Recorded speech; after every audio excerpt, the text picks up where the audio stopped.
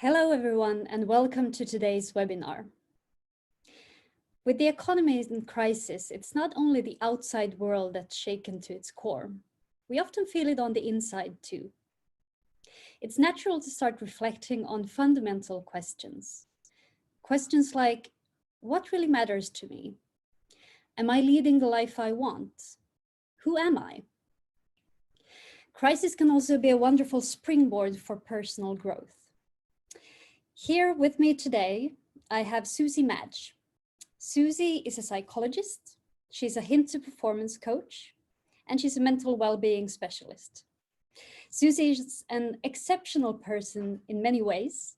A fun fact about Susie is that she has a mountain in Afghanistan named after her, Koh-e-Susanna, apparently.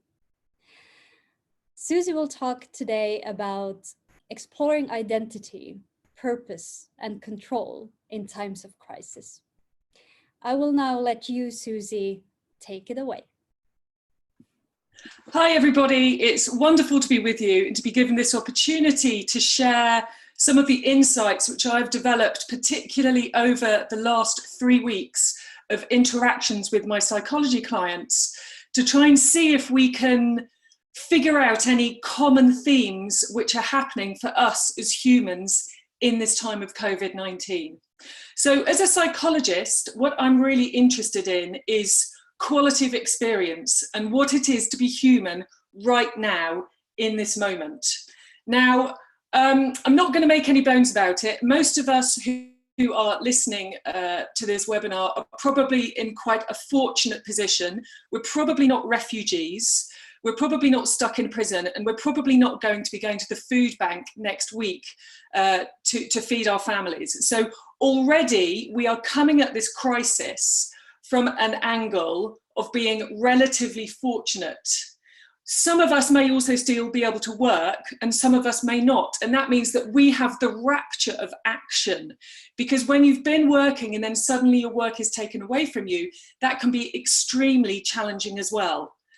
All that being said, these are still challenging times. And so what I'm going to try to explain to you over the next hour of this webinar, and I'm also going to ask you to do some work, you'll be delighted to hear, I'm going to try to apply some of my learnings, both from my background as an adventurer, I'm an explorer and a ski mountaineer, so the experiences that I've had of solitude and of questioning myself, with the science that we have researched, with philosophy from both ancient and modern times, and see if I can put that together for a practical application for all of you who have very kindly taken this hour to listen to this webinar.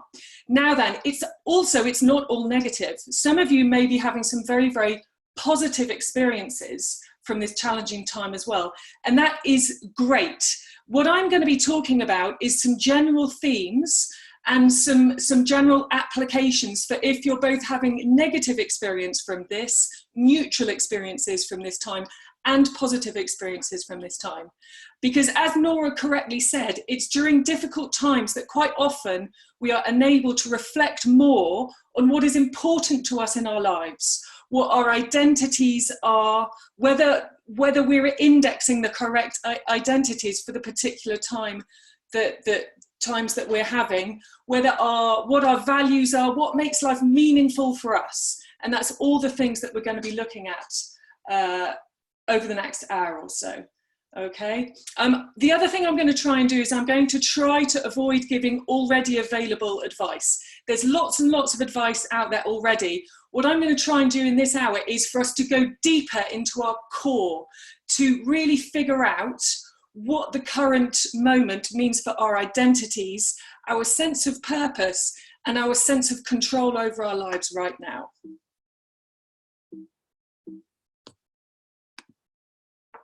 Okay, so what we're going to be doing today is we're going to be first of all looking at what is the core in Hintsa terms. We're going to be looking at the core in tough times. We're going to have a look at identities and threat, what happens when our identities are threatened.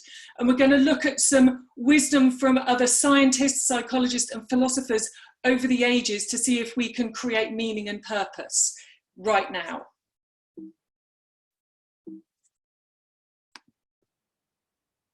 First of all, this notion that we have in Hintsa of the core and of looking into our interior, I don't want to get too hung up on language today, but we could talk about the depths of our soul, we could talk about our unconscious or our subconscious.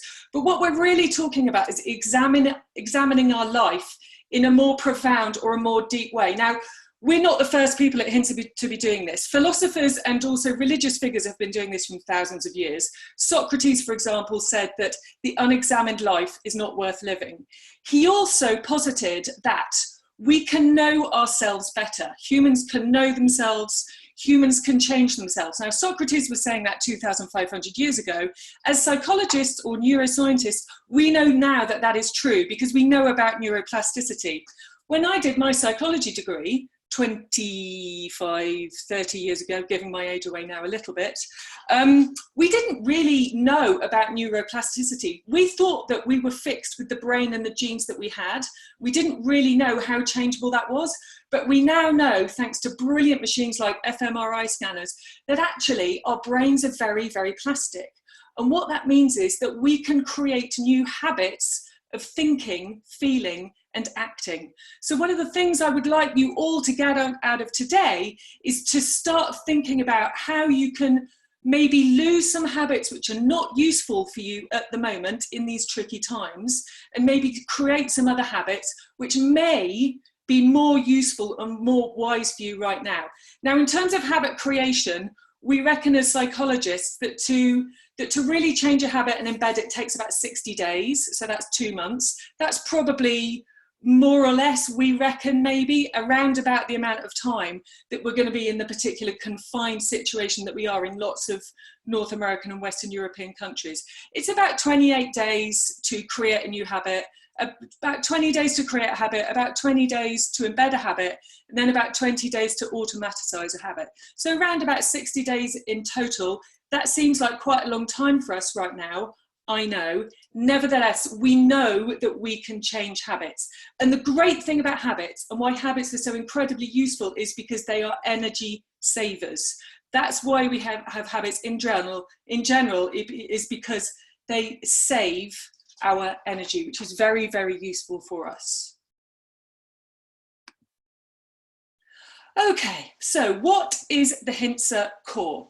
The core for Hintsa is really things around, in what we would call it philosophically, are the existential questions. So the existential questions like, who am I? What is my meaning and purpose in life? And what about my sense of control? So first of all, let's take identity. We believe as psychologists and philosophers that we don't just have one single identity. We actually have lots of different identities that we show at different times, okay? And I always like to think of identity as Roman or Greek columns holding up a plinth of the self. So the more identities that we have, if one or two of those identities are threatened, so they fall away, we still have several other identity columns holding us up, holding up our sense of self. Now, this is one thing which is very, very challenged for us at the moment, depending on what your identity columns are. But essentially, our identities and also our strengths are two things that for us make up what we think is our sense of self. What about purpose? What's purpose for Hintsa? Purpose is really about knowing what you want and doing what you want. Purpose is actually it's an active notion. So if we can find out in our lives what is meaningful for us, then if we can put that meaning into action, then that gives us purpose. Okay, purpose really is meaning in action. Okay, so it's a doing thing, it's an active thing. It's not like a reflective, like a philosophical thing. It's much more an active notion, purpose. Okay, it's meaning in action. And in terms of control is quite a funny word, and quite a lot of Hintsa clients are a bit like, control, that's a bit weird, frankly. Think of control in these terms. I'm going to give you quite a specific example. In the media, over the last 3 weeks, there have been quite a few stories from things like explorers, of which I would consider myself to be an explorer, or Buddhist monks, or people who meditate a lot. And it's like how the most famous explorers and meditators and Buddhist monks in the world, what they can tell us about being alone. Well, that's really, really interesting, but is it really relevant? Because they were in control of their difficult circumstances in which they were suffering. So they had full control, full agency, if you like, and full sovereignty, ownership over putting themselves into those difficult times. Now, we do not have that control at the moment. We have not chosen, we have not affected agency in order to put ourselves in these difficult times. So that's really what Hintsa means by control, is what can we control and what can't we control, and what do we do with the things that we can control and can't control? What happens to us when we're trying to control something that we can't, or indeed we're not effecting control when we actually could? Okay, so the plan then for this session is twofold. The first thing that I want to try to cover for everybody is how we remain intact financially, physically, and psychologically during this period. So I'm going to concentrate on this, on remaining psychologically intact. Some of us may well feel at the moment like we are literally barely clinging on with our fingertips, with our life, with what's happened, with the disruption. So I would like to try to help you to work that through so that we can psychologically remain intact. That's sort of the baseline. But then the second part that I would really like to allow you to start thinking about is creating insight and building resources. And already some of you may be inwardly groaning, thinking, oh no, she's going to start talking about resilience. I can't be resilient right now. I can't even get my kids dressed. Okay, I totally understand, and bear with me, please, because I'm going to give you some very specific routines and some very specific ideas as to why now is an interesting time for us to create insight and build resources. Okay, so if we use the word resilience, we hear that word a lot. Okay, what actually is even resilience? So philosophically, resilience is about transforming suffering. So it's suffering transformed. Okay, and in psychology, we talk about something called supercompensation, which is basically when something bad happens and stuff breaks down, but then it builds back up and it builds up stronger. It's a bit like a muscle. When we overwork a muscle at the gym, then the muscle fibers break down, and then when they build back up afterwards, after recovery being a very important word that we're going to use quite a lot over the next hour, during recovery, when they build back up thicker and stronger. That's really what we mean by supercompensation. It's about building psychological resources. And again, I know for some of you out there, that really might be the last thing on your mind. But if you can just keep an open mind for the next hour or so, I can start to give you some ideas so that should you have the time to reflect and see if you can sort of create some insight about what's important to you, what are your core values, what are your core identities, what are your core meanings, and what you control and what you can't, then we might be able to figure out a way to create insight to start building resources for the future.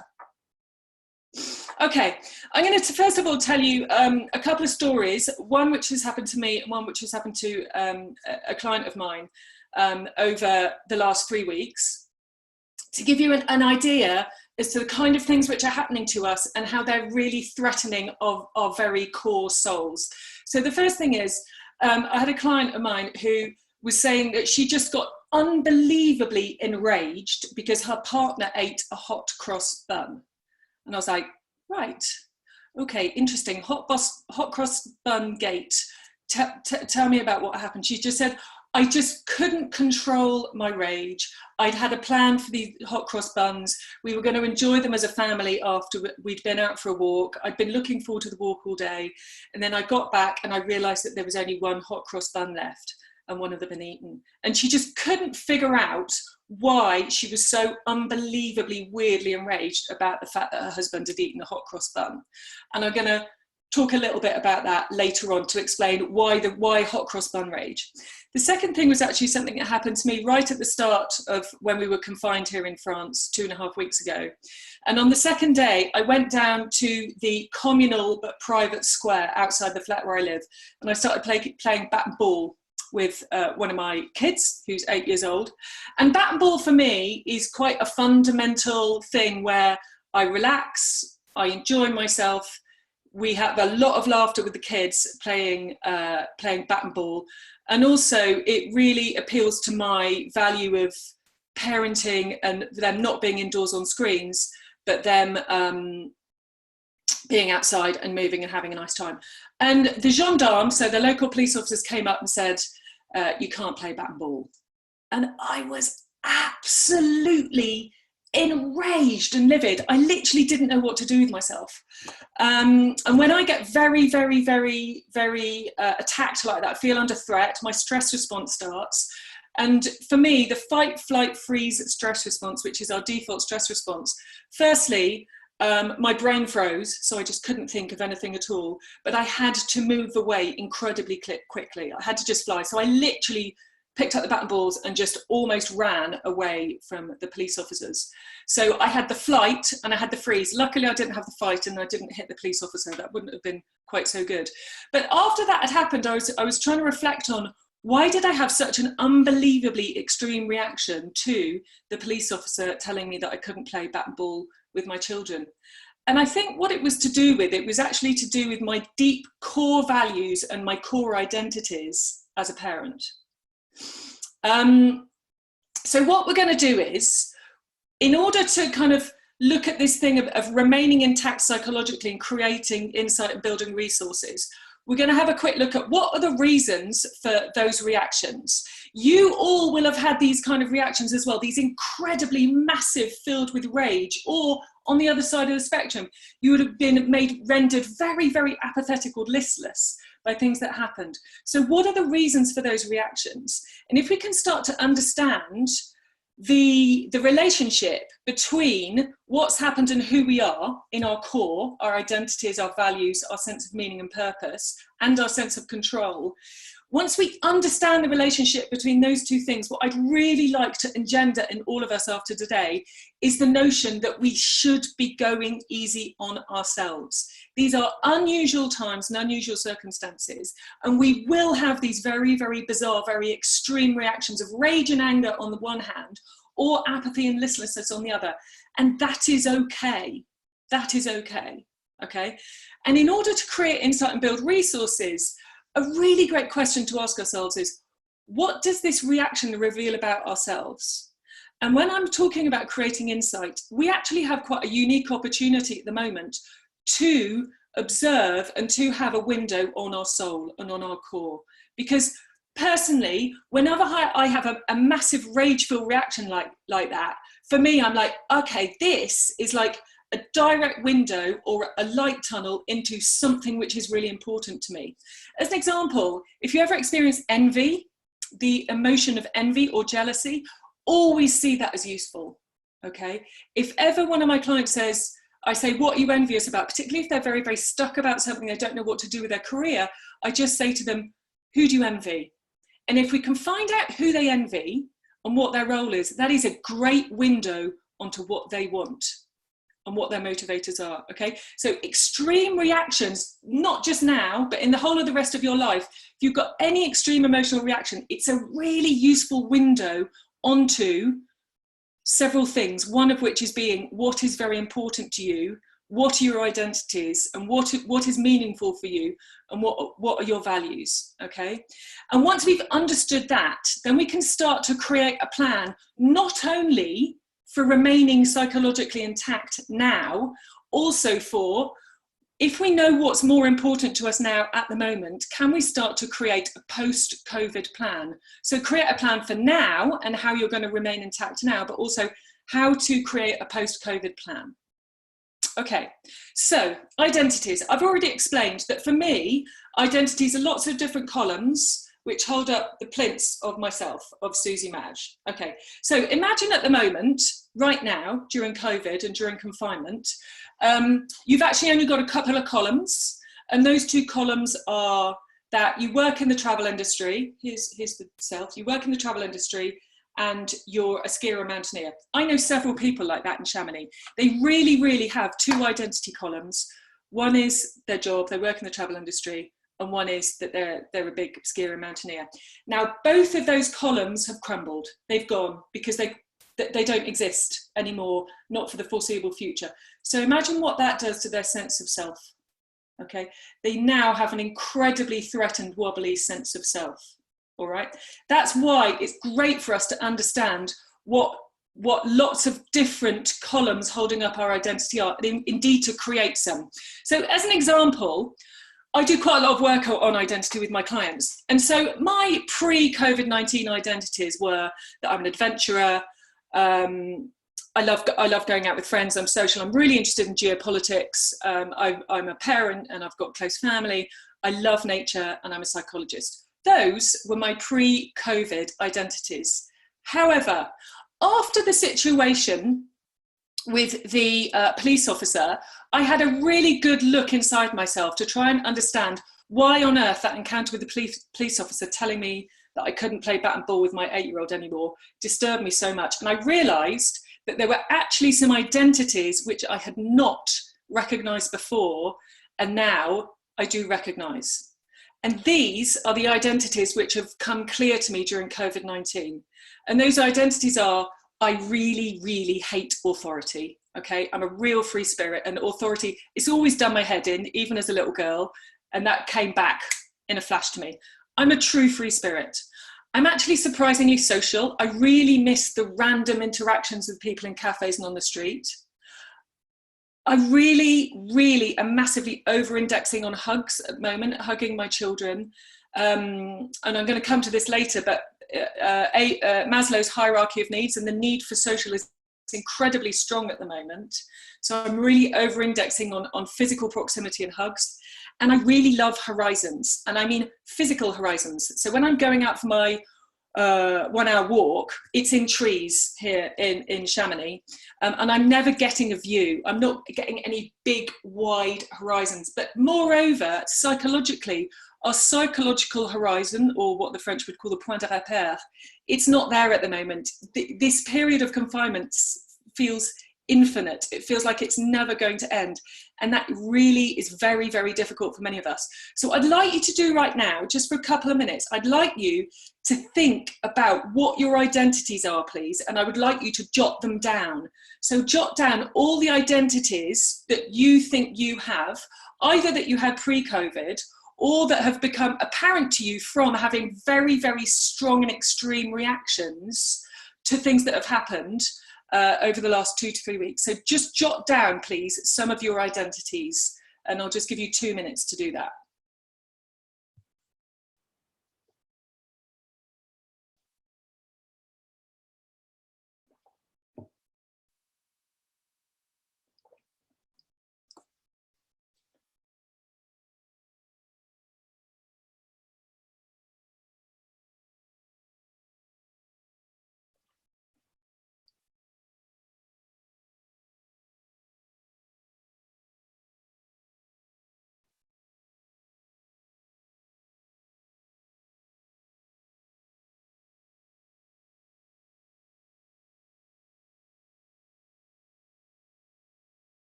So what these identities really are they are a window onto what renders life meaningful for you.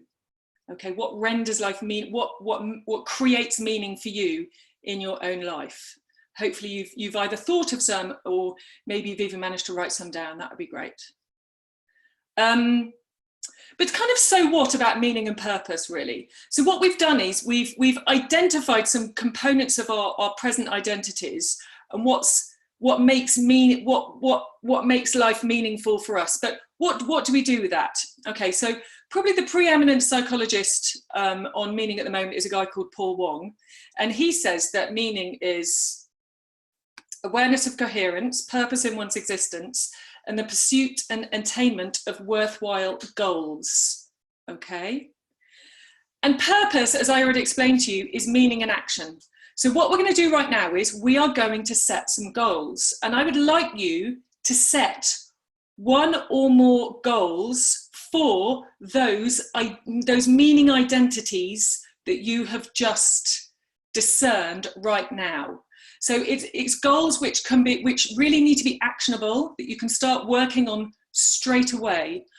You might even want to create 2 different goals, a COVID goal that you can start working on right now, and then a post-COVID goal, when and if we ever manage to get out of the current confinement that we have right now.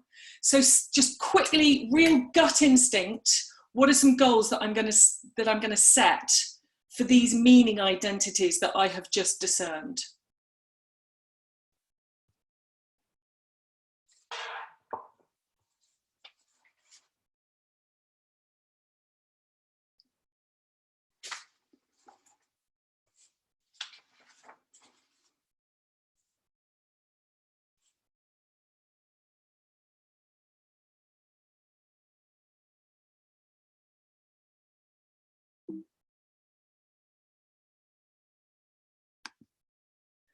Okay, so as I said, I've been speaking to quite a few clients over the last 3 weeks, and I've gathered up a couple of themes, common themes, which have come out really, really clearly from the conversations I've had with clients. And it centers around 2 questions. And those 2 questions are, why am I so weird and why am I so tired? So we're going to have a quick look at why we're being so weird and why we're feeling so tired. So first of all, why am I so weird? First of all, are you just really, really tired? Because whenever you're tired, you feel more weird. There's a reason why we have that phrase, I'm feeling tired and emotional. Okay, because as soon as we're fatigued, it's much easier for us to call in on the emotional part of our brain, more the limbic part of our brain, than the human prefrontal cortex part here. Okay, so first of all, if you're tired, that's already an explanation as to why you're feeling so weird at the moment. Secondly, things which are happening to us are a threat to our core, to our identity, our purpose, and our sense of control. And that can be very that threatens us in a very existential way, notwithstanding the fact that we're being weird because these are very, very weird times, obviously, but being very fatigued and also having our core, our existential sort of pillars threatened is a very, very weird experience for us. There's also a massive loss of control.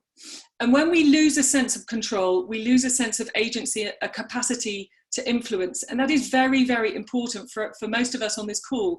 We will be very accustomed to having a large amount of control and a large amount of agency and a large capacity to influence what happens. And that can have been just completely cut to the quick. Again, I go back to, we may have high power jobs, we may be out the house every day, we still can't get our kids to get dressed in the morning. It's absolutely ridiculous. And that really cuts to the core of who we feel we are as a parent and who we feel we are as a capable person with agency and with influence. There's also this massive loss of existential succor, fulfillment, and eudaimonia. Now, flashy words, right? Succor and eudaimonia. When I'm talking about succor, what I'm really talking about is a sense of fulfillment, a sense of being able to live up to your true potential. Eudaimonia really is this kind of, well, it's an Aristotelian notion of being able to live up to your potential, to fulfill your potential. And that, for many of us, will have been cut right now. Now, for some of us, it won't have been. In fact, some of us are going to be having a great time right now. We feel less rushed when we're getting kids ready in the morning or when we're getting at the house. We feel like we've got a lot more time to read our books. We've got more time to enjoy our cups of tea. And that's absolutely brilliant. And that's revealing to us as well. Because if we're going to be setting goals around what's meaningful to us, and something meaningful is happening to us which we're really enjoying, then that's also a window onto what to index more post-COVID. Okay, so I don't want to be all doom and gloom about this, but what I would like to encourage us to do is really see what we can understand right now, the good and the bad, and carry that forward to kind of create insight and build psychological resource. There's a massive loss of compartmentalizing at the moment. Most of us, not all, but most of us are accustomed to leaving the house in the morning, going out to work, seeing our colleagues, coming back, work more or less, that for many of us there will be more or less compartmentalized between what our parenting roles are, what our partnership roles are, what our friendship roles are, and what our work roles are. That's completely obliterated. Okay, all of those compartments are completely obliterated. And the reason why we compartmentalize is because it's psychologically, it's much less load, actually. It's much less tiring. So that will be adding to our fatigue. It's really difficult for some of us to get focus at the moment because there's kids coming in and out. We're totally obsessed with the news at the moment and checking what's happening with the news. So being fully focused is actually quite a delicious state. I'm going to come to that a little bit later. So that loss of focus it can be quite tricky for us. And then of course, those of us who are parents, some of us have created quite a complex relationship with and construct of parenting, i.e. I do not get involved in my kids' education because they go to school for that. So I can do the play, fun things with my kids, or I might choose to do stuff with them, and then I don't want to get involved in any of the rest. Well, that's just all completely smashed, okay? Because we're now parents and we're teachers and we're babysitters and we're nanny and all the rest of it, okay? So all of these things which have made the construct of our lives very, very specific, completely smashed. Those are some of the reasons why we're feeling so weird at the moment. Why am I so tired? Well, many of us aren't sleeping that well and that long at the moment because we're very, very, very anxious. Okay. If you want to understand more about sleep, then I really, really, really recommend a book by Matthew Walker called Why We Sleep. And I will also at the end, if I remember or someone can remind me, tell you about an excellent interview on a podcast. I've recommended the podcast with him. But basically, we should still be trying to get about 7.5 hours sleep a night because our sleep cycles are more or less 90 minutes. Half of a sleep cycle is physical repair, so repairing our muscles and our bones, and the second half of a sleep cycle is psychological repair. And the psychological repair thing is the thing that gets cut if we don't sleep a full sleep cycle. And psychological repair is very, very important for us to create memories and also to sift through the emotional baggage of the day. Okay, so getting full 90-minute sleep cycles is very, very important. Dreams are also incredibly important because they help us to sift through the psychological baggage of what's happened in the day. So sleep quality and quantity crucial. There is a massive tension of us holding everything together at the moment. Now, we don't have a great language around this tension of holding, but parents or anyone in a house, we're holding so much together, and the tension of that holding is absolutely exhausting. Okay, so it's that tension of holding.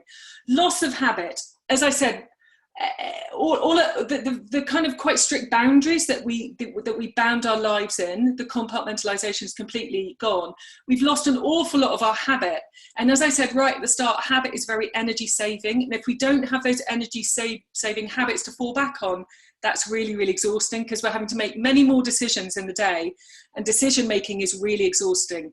And when we make a decision, it doesn't matter whether it's a really important decision or a really unimportant decision, like shall I have white or brown toast for breakfast? It's all a big mental toll. It all has a big mental energetic cost. Okay. We've also lost those connections with the people that we really love and give us energy, because we're not seeing very many people at the moment physically face to face.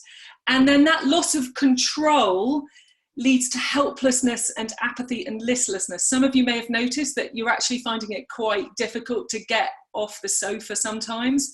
And that's that. It's the loss of control contributing to feelings of helplessness and apathy and listlessness. And of course, there is the existential stress and anxiety of what on earth is happening to the world and to us as humans. Okay. So what I'm going to do now is I'm going to whip through a few bits of wisdoms from different psychologists and psychiatrists and philosophers through the ages to see if they've got anything useful to tell us about what's happening at the moment. So first person I'm going to have a quick look at is Maslow's hierarchy of needs. Now, normally, most of the people who are on this call probably towards the top of Maslow's triangle, the hierarchy of needs. My guess is that most people flip between esteem needs and self-actualization. You will probably all know that the thing about Maslow's hierarchy of needs is the layer at the bottom needs to be completely fulfilled, and then you can move up to the next layer. Okay, so our physiological needs, food, water, need to be fulfilled, and then we start to kind of existentially focus on our safety needs. Once our safety needs are fulfilled, then we go up to our social needs, community, belonging. And then once those are fulfilled, we go up to our own self-esteem needs. And then if we're very, very lucky, we can occasionally poke our head up into self-actualization. We can't be self-actualized all the time, but we can flip between the two. Now then, right now, the need, which is very, very difficult for us to fulfill, is social needs. Because in terms of community, we've got way too much, some of us, way too much community in our family. We're really over-indexing on the community and family because we're around each other all the time and can't escape. But conversely, in terms of the wider community, wider social, almost zero, certainly in terms of physical face-to-face contact. And that is very, very difficult for us because from other people, that's quite often where we get a lot of our energy and a lot of our emotional succor, our emotional fulfillment from. Okay, so that would be an explanation in Maslow's terms as to why things are very difficult for us at the moment, notwithstanding the fact that actually our safety needs are threatened as well, because we don't know whether, if we catch the virus, then we're going to be, our health, indeed our life is going to be threatened. So instead of being towards the top of the triangle, quite a lot of us are much closer down the bottom of the triangle, okay, of Maslow. Couple of people who really know about suffering and about what it's like to be sort of not only mentally imprisoned, but physically imprisoned, Viktor Frankl and Edith Eggar. They are both survivors of concentration camps in the Second World War. And the reason why both of these two are really interesting is because Frankl was already a medical doctor and very interested in psychiatry when he went into various concentration camps. And then he formulated a whole psychological or psychiatric theory in Auschwitz, which he survived, and then he wrote an amazing book at the end of it called Man's Search for Meaning. So Frankl says everything can be taken from a man but one thing, the last of the human freedoms, to choose one's attitude in any given set of circumstances. So the key phrase there being choose one's attitude. We are always free to choose our attitude, even if there's nothing else that we can choose. Every other freedom is taken away. Edith Eggar, conversely, was a very young girl when she went into concentration camps, but when she came out of the concentration camps, she moved to America and she became a psychoanalyst. I recommend books by both of these people at the end, by the way. And the phrase for her is, to fight against our present pain is to imprison ourselves. So she's really saying, don't fight against what's happening. Freedom is in accepting what is. You can choose how you live now. So the big thing for Edith Eggar is choice. Choosing how you live, and Frankl choosing your attitude. So this is this notion of lots and lots of freedoms have been removed from us, but we can still choose our attitude and choose how we live. Another person who survived deprivation during the Second World War is a person whose name I love, Mihai Csikszentmihalyi. Say that in the bath tonight 10 times. Mihai Csikszentmihalyi. He's a Hungarian who grew up in an internment camp during the Second World War. And as a little boy, he noticed that the people who were able to cope with the deprivations of the internment camp were the people who were playing chess. Something about playing chess in the internment camp meant that the people who played chess were able to survive and not existentially crumble. Okay, so when he was old enough, he went on and studied psychology, and he created a theory of something called flow, which there's lots of definitions of flow, but the two which are useful for us today is flow is the fluid process of playful effort and concentration. And it's an active and enriching state. It's a triumph over entropy. Okay, if you're interested in the flow state, I've recommended a book at the end. The flow state is huge at the moment, particularly for athletes, okay, because it is the state that they want to be in. It's a state of complete engagement. It's very, very enjoyable, although after the time, it's that time when we completely lose sense of time either speeds up or slows down, and we really lose our sense of self. We kind of lose our ego dissolves. It's what all athletes want to be in the flow state when they want to perform at their best. It's essentially a state of optimal experience and optimal performance. You can't force yourself into flow, but we can set up circumstances there so that we can get into flow. So if you're interested in the notion of flow state and how to access flow state at the moment, then I've recommended a couple of Mihai Csikszentmihalyi's books at the end. Carl Jung.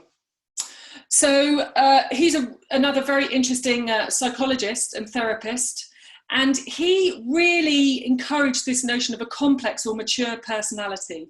And if we get back to our identity pillars, okay, and if we think about the identity pillars that we can fulfill at the moment that we can't, you may remember, but I'll tell you anyway. My first identity pillar, for example, was adventure. Now, I can't go anywhere at the moment.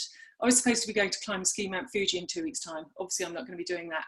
So I can't physically adventure. But can I adventure in any other ways? Well, maybe I could. I've always thought that I'm not particularly interested in sci-fi, science fiction. But why don't I explore myself and challenge myself and be an adventurer and read a science fiction book?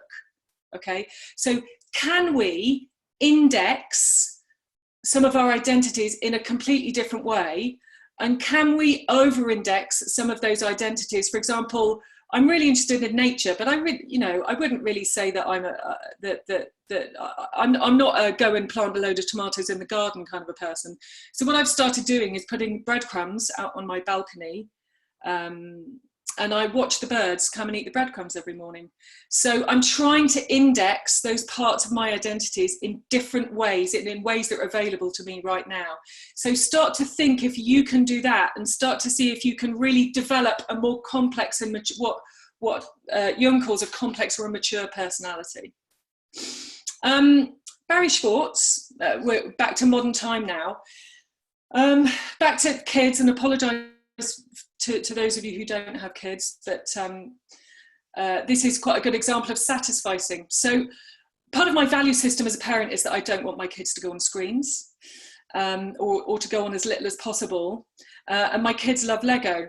So my kids still aren't going on screens at the moment, although I do just bang the telly on at 6 o'clock when I need to go and recover, and just lie down on my bed and breathe for an hour. But what they've done is their Lego is just completely taken over my hallway. But I'm just like, I'd still rather your Lego took over my hallway than you go on screen. And that's really an example of Schwartz's satisficing. Now Barry Schwartz says that satisficing is actually quite a personality thing. In his theory, in his research, he shows that people are they're either maximizers or satisficers. You can actually go online and take a test for this if you're interested. Barry Schwartz satisficing test. And he thinks that people who are satisficers are actually much more content and happy than people who are maximizers, because the maximizers are always striving for better, better, better. So I acknowledge that theory, but what I challenge you to do is just decide which parts of your life you're going to continue to try and maximize, and which parts of your life you're just going to be happy to satisfice. Okay, so all of us are having to satisfice exercise at the moment, because it's very, very difficult for us to get out for any long period of time when you can only go out for an hour a day. So we have to satisfice exercise, but we can still do enough so that it's good enough. We're really looking for where we're going to direct our energies, what's going to be good enough, and what we're still trying to optimize, essentially. That's Schwartz's satisficing. Epictetus, Stoic philosophers.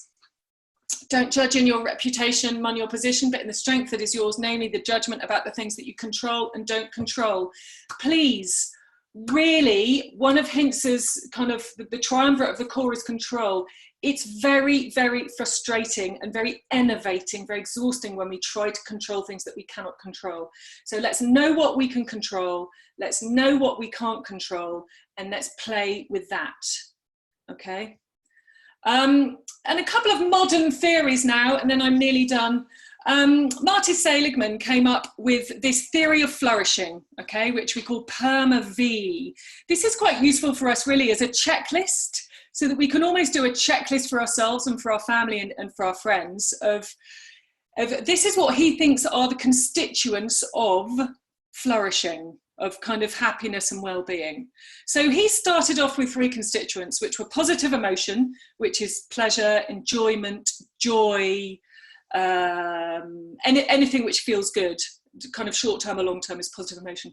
Engagement, this was a contribution of Mihai Csikszentmihalyi, because the flow state is a very engaged state. And initially he thought meaning was very important, really, from the work of Paul Wong, who I've already mentioned. So initially he thought that flourishing was about positive emotion, engagement and meaning. And then he realized, also through work with some of his graduate students, that he needed to add in relationships and achievement. And then much later on, vitality came in. So you could use this as a checklist every single day. Where am I getting my positive emotion? Have I been at all engaged or focused today? How are my relationships looking? Am I getting any meaning in my life today? Have I actually achieved anything? And what is my sort of self-perceived level of vitality? This could be a very useful checklist for you and for your kids, because of course kids are having a difficult time of everything as well today, and your partner. So I just thought I'd quickly mention that. And then another couple of mentions before I finish off is, we've had a quick look at identity, but we haven't had a look at strengths. There is a free online strengths test that you can take, which is called the VIA Strengths Test, which was created by a couple of psychologists called Peterson and also Marty Seligman. And you can take that VIA survey for free, and it will tell you what it considers to be your top 3 to 5 strengths. Now, in terms of building psychological resources, utilizing your strengths and making sure that you're using your strengths daily or as much as possible is a really great way of not only making your lived experience of your life better, but also of building psychological capital and psychological resources. And just a quick shout out to savouring. This is something that I would really like people to try and do every single day if they can at the moment, and that is called doing a savouring holiday. And what that is you sit down and you do something specifically enjoyable for 20 minutes every day. So that could be drinking a glass of wine, having a cup of tea, reading a book, something where you're not going to be distracted at all, and you really maximize the enjoyment of that thing. If you do that for 20 minutes a day for a week, that starts to become habitual, and then you start to savor other things in life. And if you can combine that with an exercise called 3 Good Things, which is an appreciation exercise that you do every single evening as you go to bed. It's also quite cool to do with your kids. What's the best thing that happened to you today? You ask the kids. Then you get a really beautiful interaction, kind of an exponential interaction between the experience that you savoured, and that becomes one of your 3 good things, and you start to appreciate the day better. That's the work of Bryant and Baroff. Okay, so summary. The core in tough times, what to do. Really look and play with your identity and strengths. Index your identity and strengths so that you stay as true to yourself as possible. Play. Csikszentmihalyi realised that those men in the internment camp playing chess were able to get through the day. So really, really schedule time for play for yourself and for your family. Hugs, particularly kids. Kids are not great at expressing what's happening sort of existentially, internally. They might be full of rage occasionally at the moment because their routines have been blasted apart as well. But hugging kids is great. Help. Get beyond yourself. Ask other people for help. This is a great time to get a coach, folks, in case any of you are inspired by today. And also offering help. Ask for and offer help. Existential succor. Make sure that you're doing things which is making your life worth living.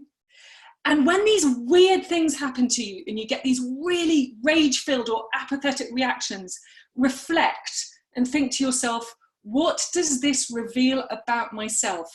Can I create, or what can I do to create insight over this thing that's happened at the moment? Remember to satisfice. We can't do everything brilliantly at the moment. We just have not got the capacity. So decide what's going to be good enough and what you're still going to maximize.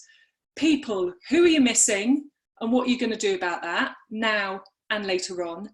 Please put in some recovery. The reason why we're getting so exhausted is because we are not getting in enough recovery at the moment. Daily recovery. As I said, 6 o'clock, I bang the telly on, the kids sit in front of the telly, I go and lie down on my bed and breathe, basically, and do my savouring, and look for the micro joys. We've got to keep the micro joys up at the moment. And if you need to diarise those in the day, then do that. So, back to one of the original slides. What are the reasons from our reactions? We've answered that.